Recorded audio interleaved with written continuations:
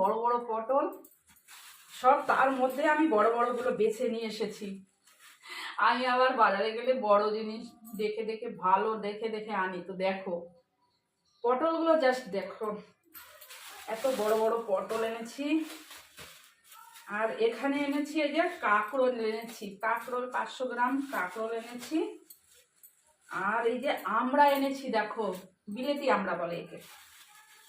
এই যে এখানে 500 গ্রাম বিলেতি আমড়া আছে। আর কাঁকরোল আছে, তো এগুলো রেখে দিই। আর কটা কাঁকরোল রাখি আর কটা পটল রেখে দিই।